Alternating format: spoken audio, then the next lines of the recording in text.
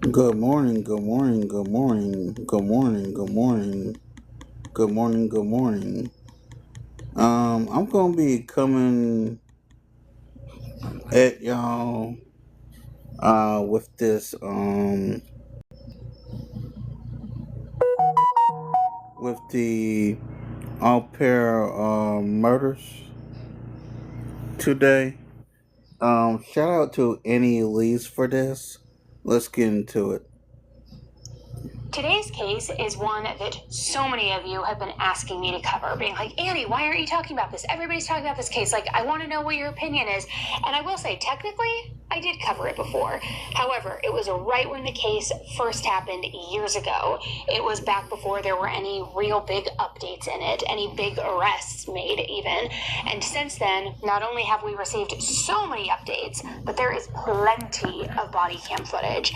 A lot of very bizarre footage at that. There's also 911 calls that have been released. There is some very uncomfy, I wouldn't call it interrogation footage, but what's the word I'm looking for? Like interaction footage, I'll say that also I want to share with you and go over. Not to mention, this trial actually just wrapped up, and I think that's why so many of you were messaging me, asking me for my take and for me to cover the case.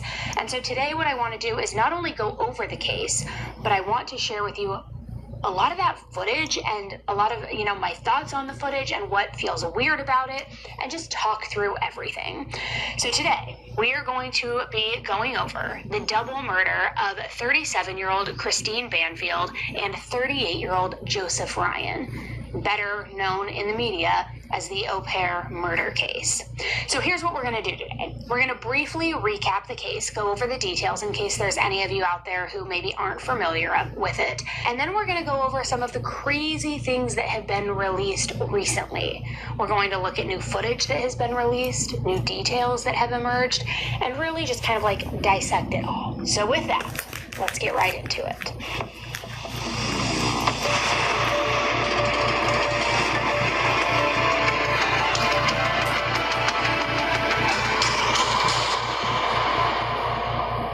On February 24th, 2023, the authorities were called to the home belonging to Christine Banfield and Brendan Banfield. And this call reported that an unknown man had broken into their home and had brutally attacked Christine with a knife. Now, on the other end of this 911 call, the callers who were calling in, it was the couple's au pair, Juliana, and Christine's husband, Brendan. Now, I will say au pair is just like a fancy word for nanny, so if you get confused by that, I just want to make that blanket statement now. So Brendan reported that he had shot the intruder who broke into their home, but that Christine was in really bad shape by the time that he got there. She had been stabbed multiple times, but the biggest concern to him on this 911 call is that there were stab wounds to her neck. What's your phone number? Is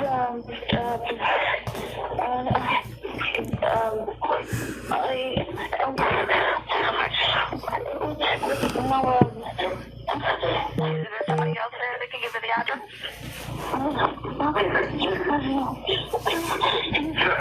1330 Stablebrook Way. Okay. And what's your name and what's going on? My name is Brendan Banfield. I'm a federal agent. This is my house. There's somebody here. I shot him. He stabbed her.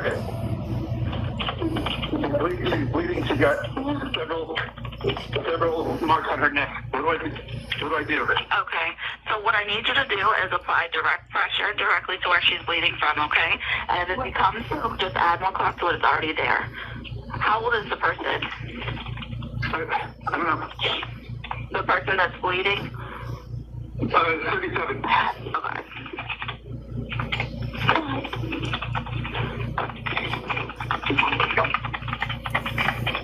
Okay, so the person that you shot, where is he? I don't know him. Okay, where is he though? He's here. He's on the ground. Okay. Okay. And the person that he stopped, where are they now? Are they still in the house? I have nothing coming to you. He's bleeding. my wife. Okay, so I want you to get a clean cloth and apply direct pressure to where you're bleeding from, okay? Okay, are you the one that's bleeding? Just keep applying pressure, don't remove it. If it becomes soaked, just add more cloth to what is already there. Do not use a tourniquet. If one is already on, don't remove it, and don't throw or flush any blood-soaked items, okay? And sir, I need you not to touch the weapons or disturb the scene at all, and don't touch or remove any impaled object, okay?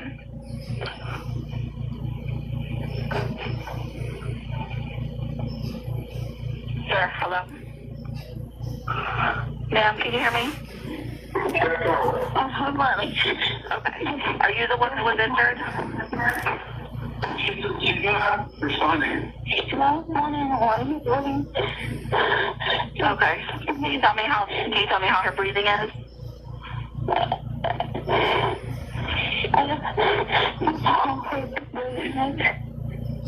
She's still breathing.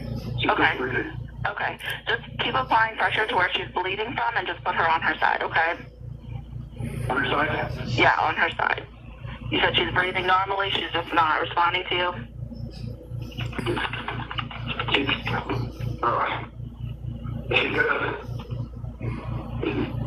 This dude is so lying. Okay. Dude, you are such a liar. The scene where the intruder was pronounced dead on arrival at the scene. Christine, however, was luckily still alive. I mean, barely, but she was alive. I'm sorry. What's going on this morning? I was going out. It's okay, take a breath. It's okay. Take a minute, okay? I need some water.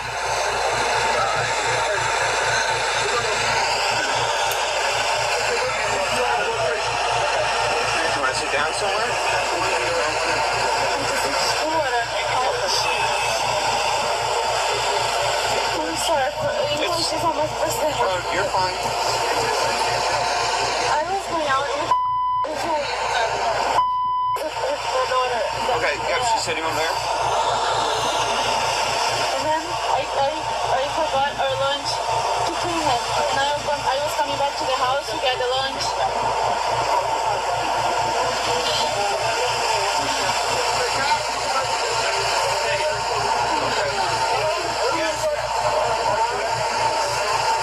And I saw this car, strange car. And I called her, why the car is here? I don't know who it is, but it was a straight to voicemail, so I couldn't talk to her. And then I called Brendan, her husband. Okay. And then he said, wait for me, I'll go there. And don't go inside. And then he came back here. And we went inside. And then we went upstairs first, and then I went to see what's going on. And I heard... Man, you're so full of SHIT. I don't know what...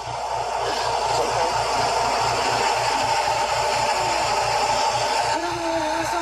It's bringing her. I don't know. You what? It's bringing her. I heard, like, I don't know what was that in front of the side. But I dropped the knife, because he had a knife. And then he said, drop the gun to Brendan. They were yelling. I couldn't understand. We were super fast. Okay.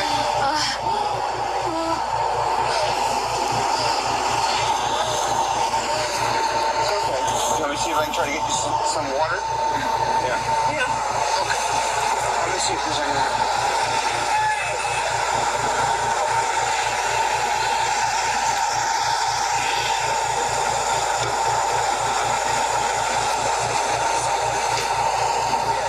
Just wait 1 minute, okay? Hey, do you guys have any bottled water I could get for a witness? I don't. No? All right, thank you.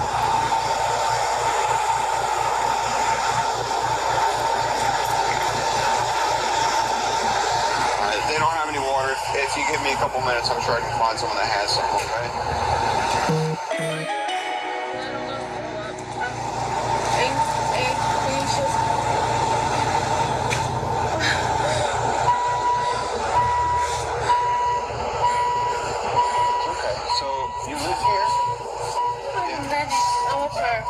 You're an all pair? Okay. Yeah. Okay.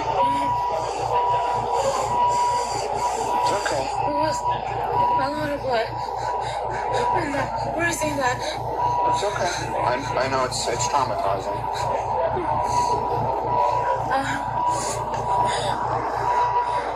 You're okay. Take a minute. Okay, 160 views. Okay.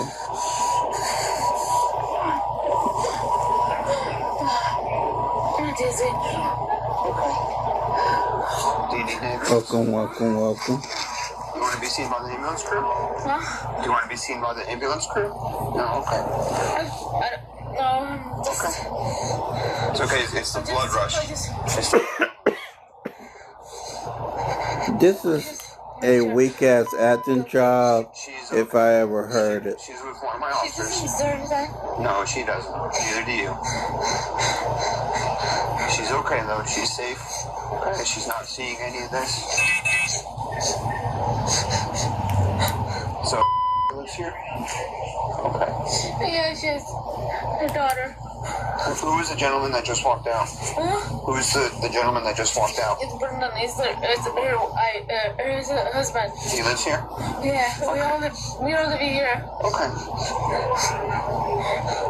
So you live here as well, but you're an au pair? Yeah. Okay. We want to see if there's more medical equipment. Okay.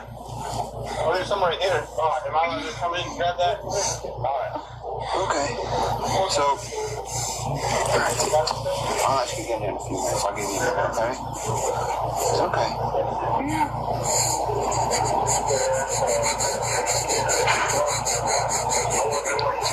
It's okay. Let's take a nice deep breath, okay? Go. Now. We're gonna slow your breathing, okay? It's okay. Take a nice deep breath in.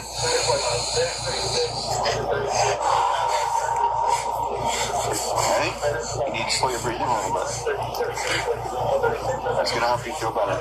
Next, take a nice deep breath in with me. Yeah, everyone else can make my dad work, but I can get it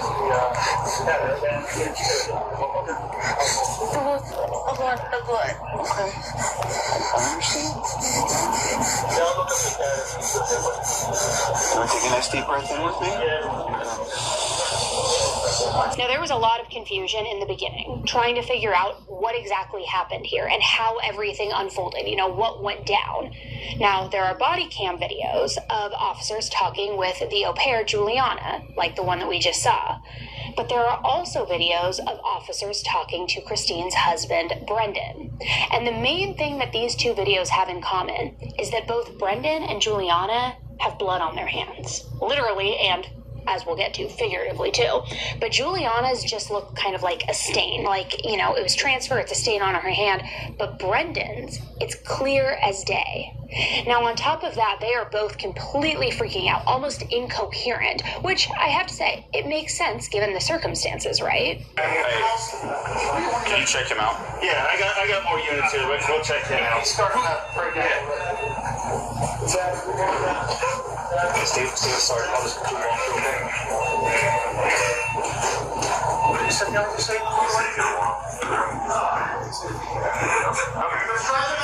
going to have to get him out of here. Yeah, I know. Can you give us a second? Don't touch anything else. Let me change my gloves up. We can get him out of here.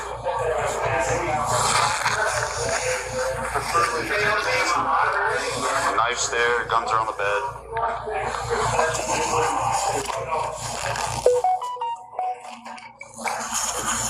I got you. We're going to take him and stick him in the freezer. Yeah, I'm going to look him up, guys. Having a breakdown? Yeah, just give him a second. I got to put him on the monitor. Yeah, go first. She went right. So the fire department, they take over at this point? We're kind of just here. They should be. So, again, they're down there. What I want to do is get Just watch what you're kicking, please. Alright, I know what you gotta do. I'm just. You can't walk. We'll wait a minute.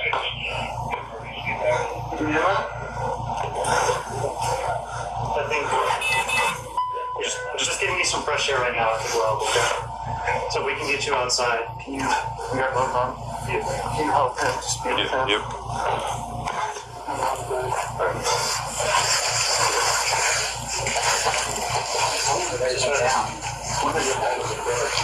Whenever they called us, whenever we're pushing my Brendan. Say, this is Vienna. Easy. Sorry, say it again. So you in Vienna? My office is in Vienna. Correct. Did you call my office? I didn't. At some point. So east of our words right now, man.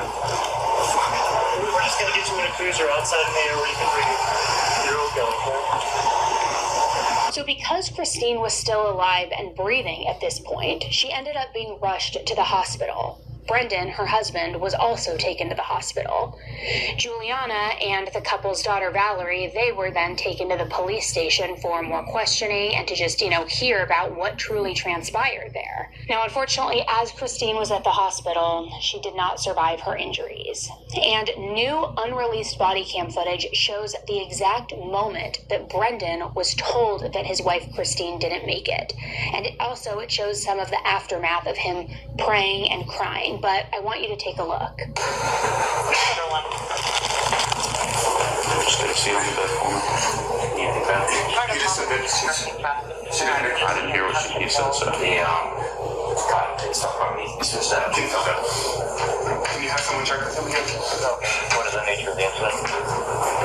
Check what? The status of his wife, man. Sir, my name is Dina. I'm one of the doctors here. Your wife has died.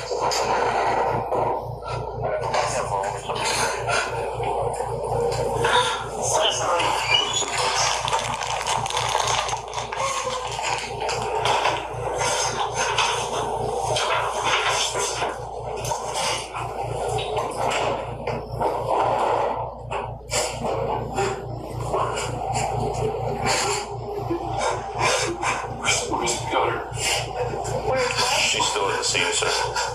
She's with the other officers.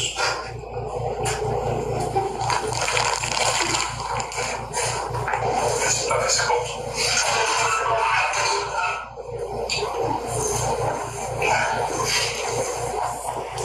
Gracious and loving God, I'm before you today in great distress. And Lord, we ask that you be with Christine and with her husband here. We ask that you surround her with your love, and she might feel that that you are with her. Lord, we ask that you heal as only you can. We don't always understand your healing ways, but just ask that you heal her. Be with her husband now in such distress. Watch over him. Surround him with your love. Let him feel the warmth of that love. Carry him through my moment today, days and weeks.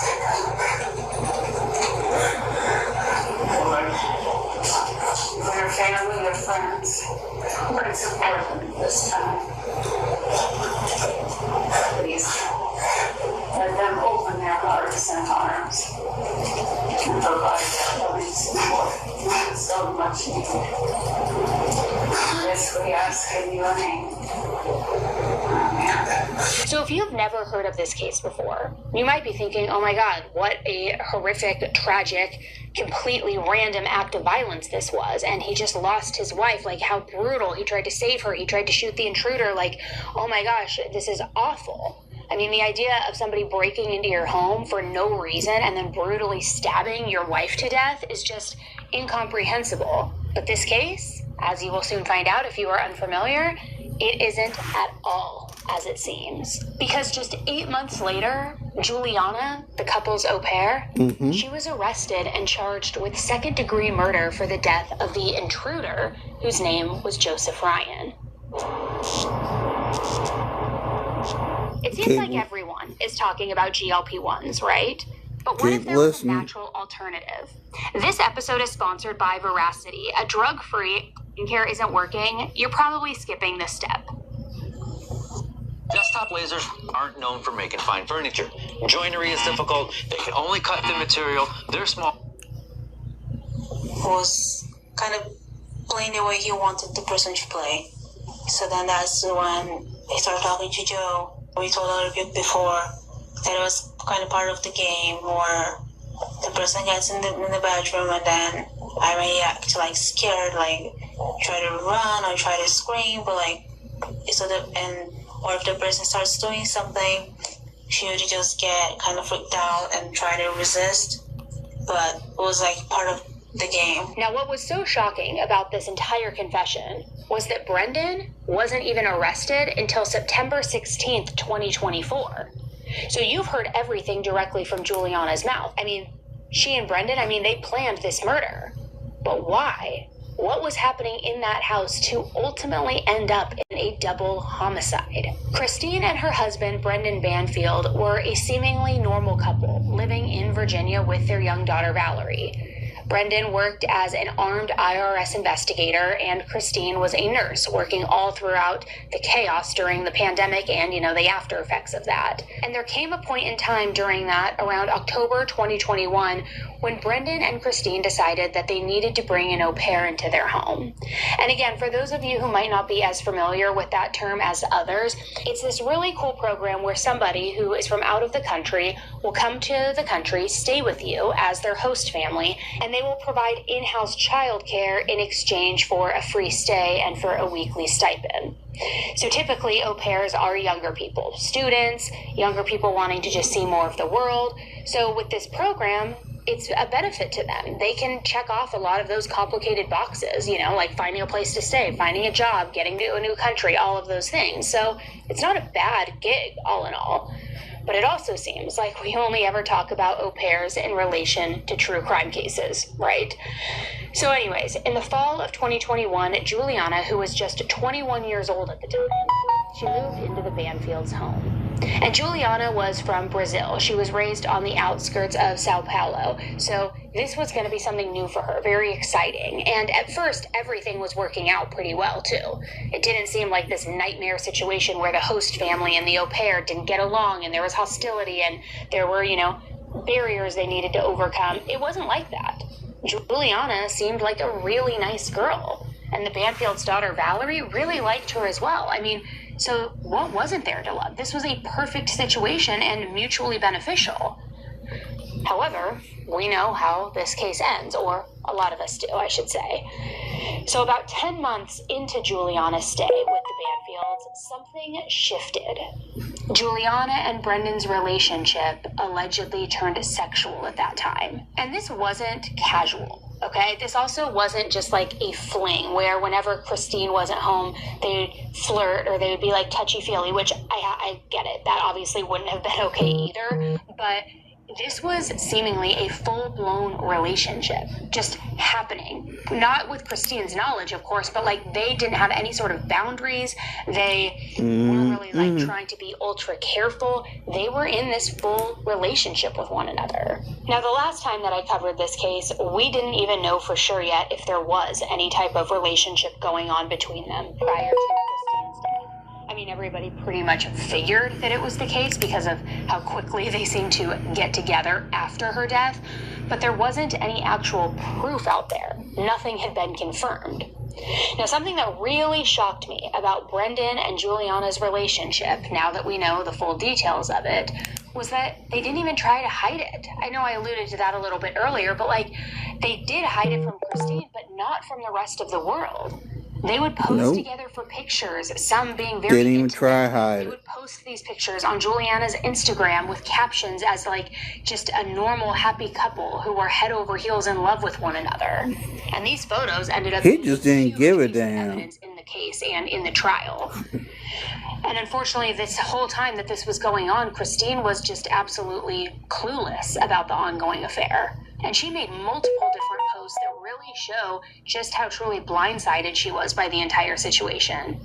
In one post, she wrote about the relationship between Juliana and her daughter Valerie, saying that Juliana was her best friend, her sister, her third parent, her everything. She loved Juliana.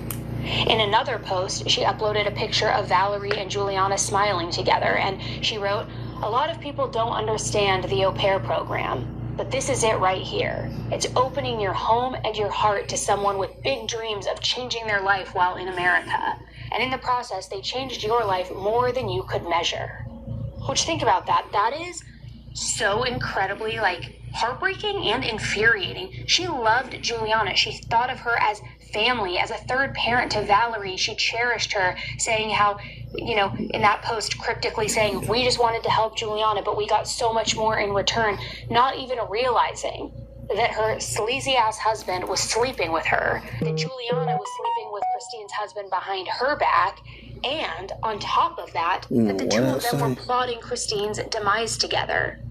It's horrible. Okay. It's like the ultimate level of betrayal. And Christine wasn't even aware of it. While Christine was at work, literally saving lives and putting the needs of others before her own, Juliana and Brendan were just at home, talking about how they couldn't wait to be married, how they loved each other, they wanted to have their own kids together, and have a life together.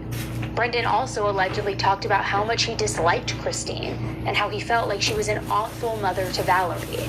So of course, when you're playing house together, you're sleeping together, you're making all these promises for the future together, there comes a point in time when one person in the relationship starts to ask, well, when are these promises going to actually become a reality? Now, to any normal person in their right mind, the next best steps would have been for Brendan to file for divorce. Then he and Juliana can go off, get married, do your thing. Brendan and Christine would go through an entire custody agreement or a battle maybe with Valerie, but everyone's lives would be moving forward, whether it's happily ever after or not so happily ever after, but they would be moving forward. Do you hear me? Do you hear me now? Do you hear me now? Okay, listen.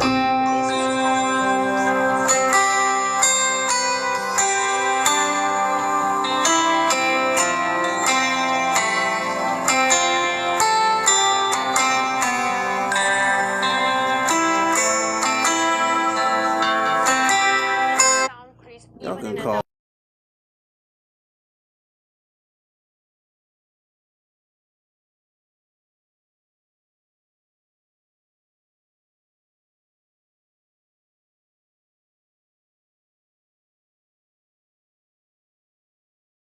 Not want to go down that route. Like I said, for whatever reason, Brendan thought that Christine was a bad mom. So he didn't want to split custody with her, and he knew that they would likely end up in a 50-50 type situation.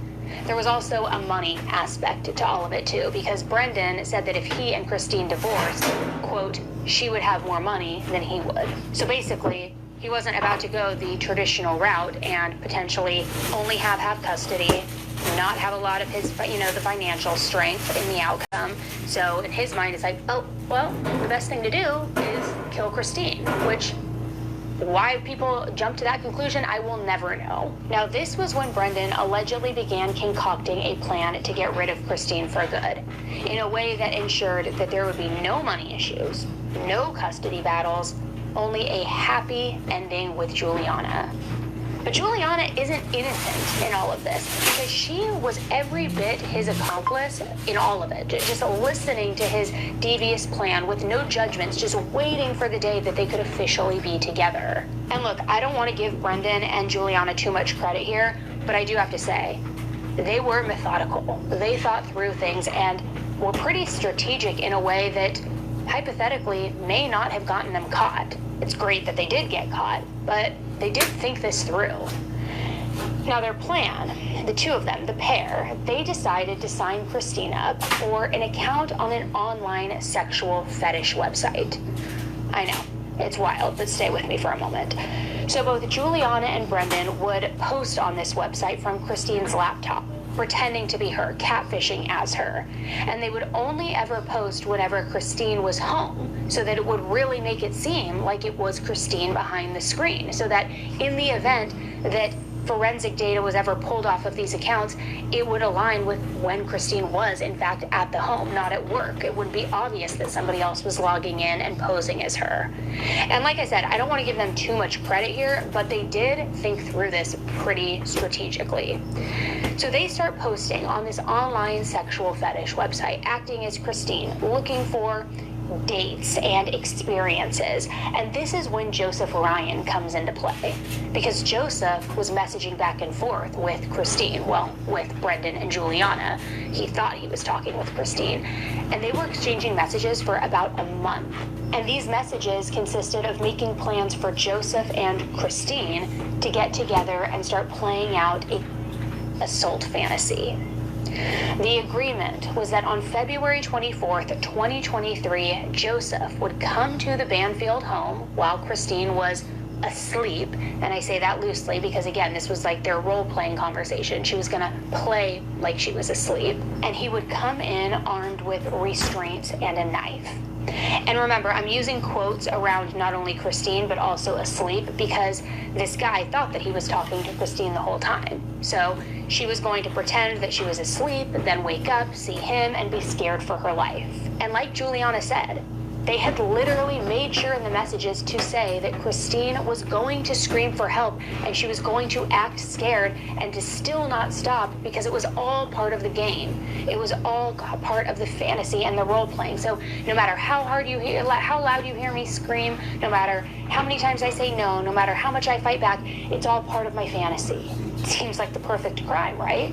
If this guy is going in as what he thinks willing participant in this with somebody else who is, this is consensual, those are the rules, that's the fantasy. But this is where Brendan and Juliana come into the picture. Neither one of them were going to want to be home when Joseph arrived, because they didn't want it to be suspicious, right? So Juliana took Valerie in the car, and she parked far enough away from the home that it wouldn't seem suspicious, yet it would be close enough that she could see when Joseph arrived. Brendan, on the other hand, he was parked at a local McDonald's parking lot, waiting for Juliana to call him and tell him, Joseph's here, he's arrived, he's in the house, the plan's going, it's all going according to plan. But what Joseph, of course, did not understand was that he was being set up just as much as Christine was. As soon as he got to the Banfield house that day, Brendan and Juliana rushed back to the house to finish the plan that they had started. Once they both arrived back at the house, they took Brendan and Christine's daughter Valerie down to the basement, and they told her, stay down here, play with your iPad, we will come back and get you when it's, when we're ready. Then they went upstairs together to solidify their love for each other, I guess, in the most despicable way possible. When Brendan and Juliana got upstairs, they saw Christine on the floor with Joseph on top of her, engaging in this sex act that they had orchestrated. Christine was terrified, scared to death, yelling at her husband Brendan for help, saying, Brendan, he has a knife, he has a knife. And in that moment, that's when Brendan shot Joseph. I just built a budgeting app. What? How? Base 44. Look, it pulls all our expenses into one place and breaks down spending by team. Interesting. Can it generate reports? It can now. Nice. That's actually pretty good. If you're going for generic. How about now? Oh, that's much better. What about all of our files? It's already connected to our drive and our mail and Slack. You gotta send this to finance. Interesting. But it needs editing permission by department. Sure. Anything else? Can this thing process invoices? Can it show cost growth by category? Is it password protected? Can it track spending trends? Only can autoflag overspending. Done. Nice.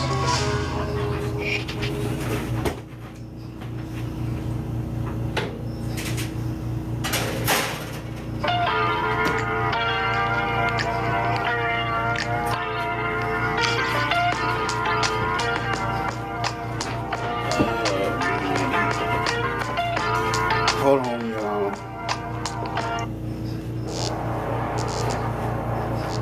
I'm sure that we all know somebody who is still overpaying for wireless just because, that's how it's always has been, that's how it's always going to be, they don't want to change it. But Mint Mobile is here to fix that. You get unlimited talk, unlimited text, and unlimited data at a fraction of what other carriers charge. Bring your own phone number, activate with an eSIM in minutes, and skip the long-term contracts and hassle. I made the switch to Mint Mobile like a year ago. I've never been happier, and I recently had to start a work phone line, and I also did Mint Mobile because it's just so easy. You can do it online, you can do it in like a 5-minute phone call. It is the best. And right now, new customers can score a major deal. If you're ready to stop paying more than you have to, new customers can make the switch today, and for a limited time, get unlimited premium wireless for just $15 per month.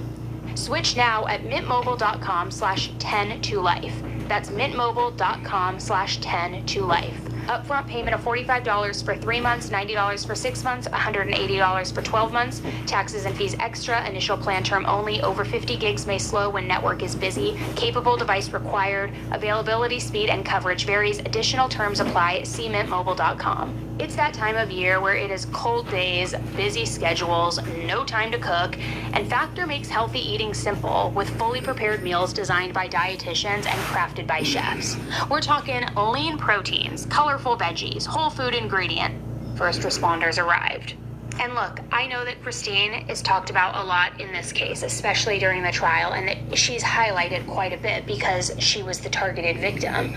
But at the end of the day, I mean, Joseph was equally a victim in all of this as well.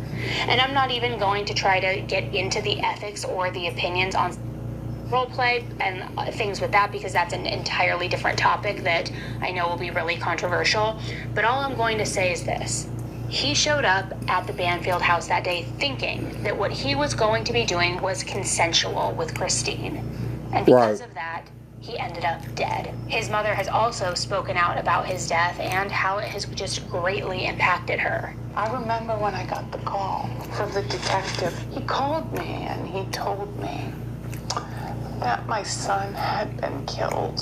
And I just know when he told me that I could hear my own voice screaming.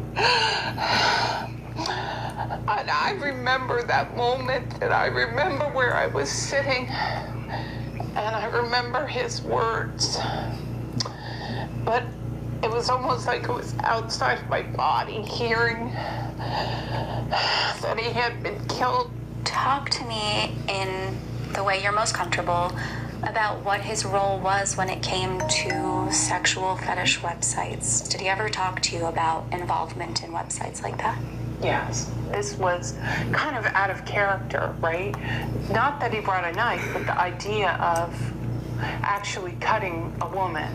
Like, he could bring a knife and you just sort of act. It's not, you're not using that knife. You're just brandishing the knife. And it's not intended, you know, it's role play. It's not the same thing. So we had discussed that in the past, and it wasn't a strange topic. What do you want people to know who are hearing you say that, and they are To you, it's judgment? not What do you strange. want them to know and think about before they pass judgment? I want them to look in the That's what I want. If they have issues, they're their issues. And maybe they're ashamed of their own sexual desires. So even though Juliana was charged with second-degree murder, she very quickly took a plea deal, pleading guilty to manslaughter. Now, what's interesting about this case that will get brought up again is that there were no agreements made on her sentencing. There was only a recommendation that had been given by the Commonwealth. And like I said, Juliana eventually confessed to everything. So she is definitely not an angel in this case, and personally, I think she's pushing a little too hard on the idea of Brendan being the complete mastermind behind the murders and the one who orchestrated everything. I think she was an equal party to that. Now, as for Brendan, there were no tearful confessions after his arrest. Brendan has been adamant that what happened that day was exactly as it seemed.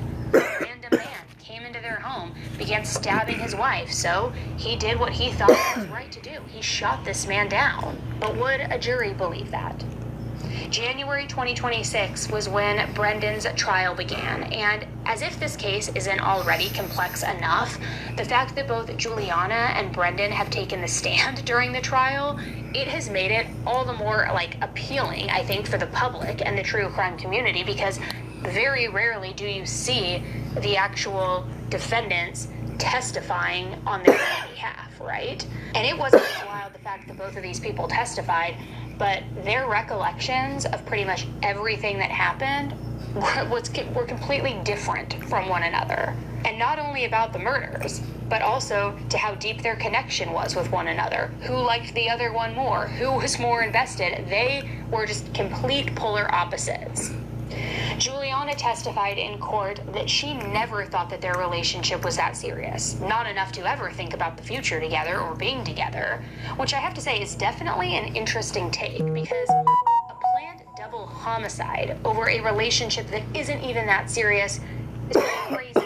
I mean, who am I to judge, I guess? But like, to now say it wasn't that serious of a relationship, yet you orchestrate this plan to eliminate his wife from the picture, it's given serious to me.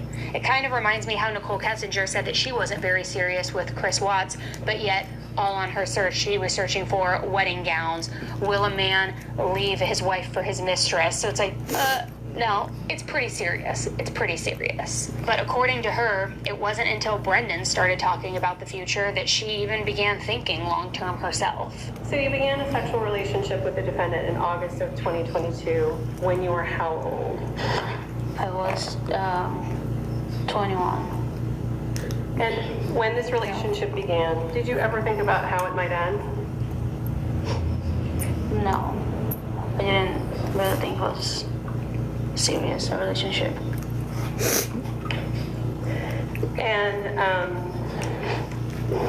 did the defendant ever talk with you about any long-term plans for the two of you?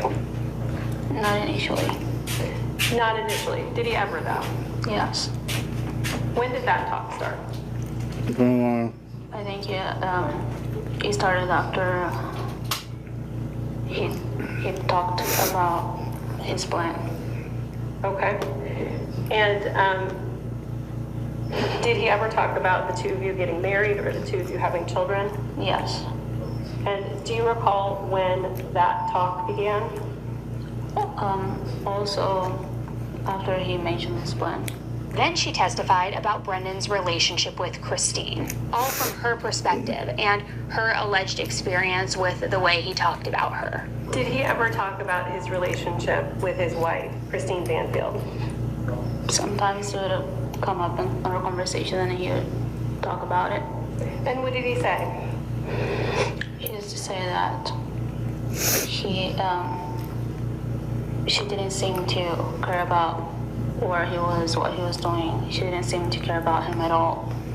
And that she was helpless and... The arsenal of democracy. As America mobilized for World War II, Sleazy. Now, the defense knows that Juliana's confession and version of events is pretty much the strongest piece of evidence in this case against Brendan. So the goal really is to make her look like a liar to the jurors, make them feel like she isn't credible. And I gotta say, they did a pretty decent job at this, honestly, truly. You see, the defense has been arguing that Juliana has made up this entire elaborate story all to benefit her. They go as far as saying, quote, Juliana made it up.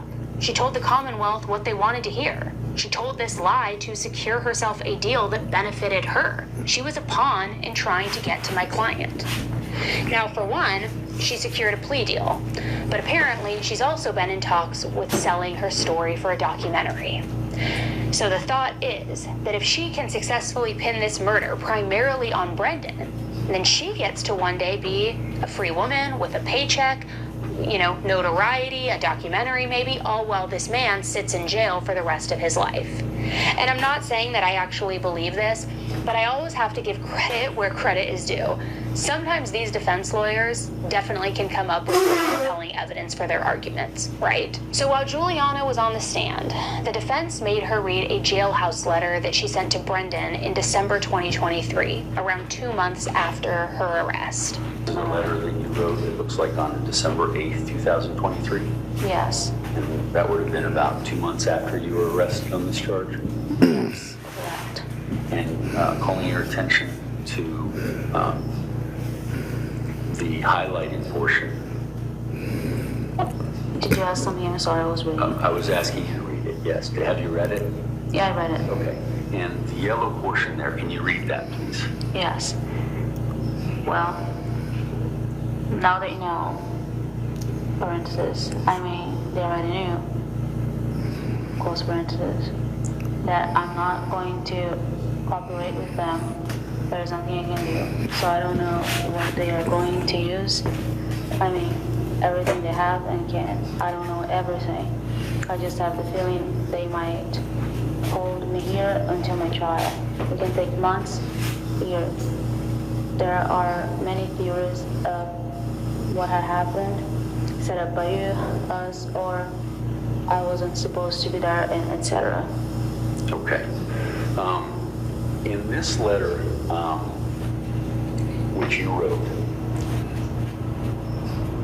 it suggests that someone from the Commonwealth had been talking to you about cooperating against Brendan. Is that correct? No, they never talked directly with me. Okay. How would they communicate that to you? Through my lawyer.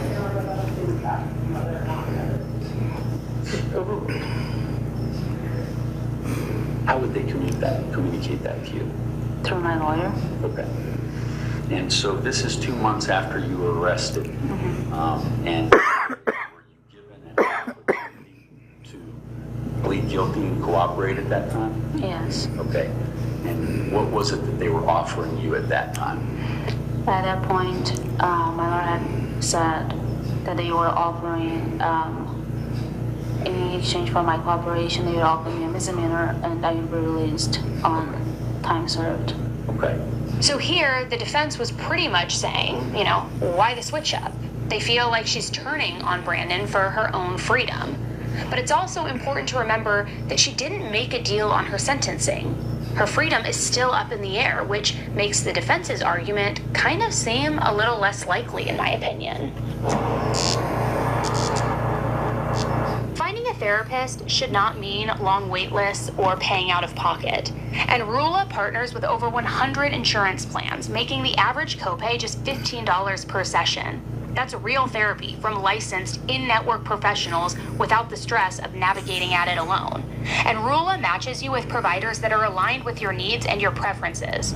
They also offer appointments as soon as tomorrow, and they support you every step of your mental health journey ahead. I have always been a very big advocate for therapy. I love therapy. I could not, speak highly enough about it. I think having this conversation, we were sitting at the island in the kitchen, and she scooted her seat closer to mine a couple times. And so what did you do at that point? I did not stop her advances. At some point, I told her that I was going to go upstairs, indicating that I was going to go to bed. And she said that she was tired and that she was going to do the same. A little bit of information about the upstairs of my house. Once you go upstairs, the master bedroom is to the left, and all the other bedrooms are to the right. So her bedroom, a guest bedroom, and Valerie's bedroom are to the right. When I went upstairs, to the left, and she also took a step towards the left with me. And we had a brief conversation there, and then she came with me into my bedroom. So even though he admitted to their affair, he really minimized the importance to him and his life. And he refused to admit that they ever had feelings for each other prior to Christine's death. That it was only after she passed during the summer of 2023 that he said that they were in love, though still not as in love as he and Christine ever were. And again, you describe here in the very first paragraph-ish, you came here and we fell in love. But you're suggesting that that love didn't happen until after Christine was dead? As I said, that we did have feelings for each other prior, but I would not describe them as the level of feelings that I had for my wife of 19 years. As for his relationship with his wife, Christine, he admitted that he had cheated on her many times. Yet, despite the affairs, he said that he felt that they were still a strong and happy couple. How would you characterize your relationship with Christine? For the most part, we were pretty inseparable. We were together the entire time. We didn't break up at any point. We were from college to our first jobs after college, to buying our first house together, to marriage, to getting a dog and a second dog, and then moving down here. We were always together, always planning for the future. This was part of our life. Did you love your wife? Very much. Did you want to continue your marriage with your wife?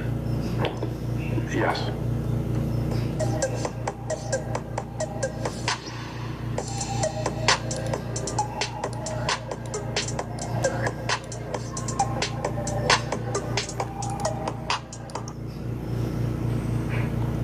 Do you love your daughter, Valerie? More than anything. When Brendan was asked about Christine's relationship with Valerie and how she was, as a mother, he only had positive things to say, which again was very different from what Juliana was saying that he felt about Christine. How did you observe the relationship between Christine and Valerie? Christine loved Valerie very dearly, and Valerie was very attached to her mother. This is,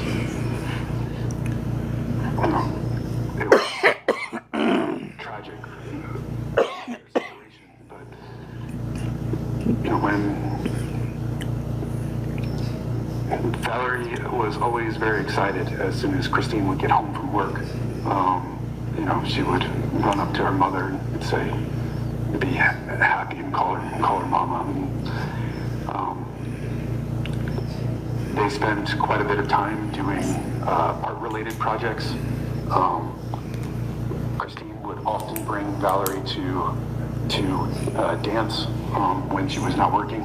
So the jury began deliberations on Friday, January 30th, 2026, but they didn't reach a verdict that day. So deliberations went over the weekend into Monday, and the jury ended up deliberating close to 9 full hours on 2 different days before they ultimately did reach a verdict. And the jury found Brendan guilty of 2 counts of aggravated murder, also a firearms offense, as well as child endangerment. Now, as of right now, he is scheduled to be sentenced on May 8th, 2026. And I will be honest, I watched a little bit of the trial. I'm not shocked that the jury came to this conclusion and this verdict. I think it was pretty obvious, but I am going to be curious to see what goes down with Juliana.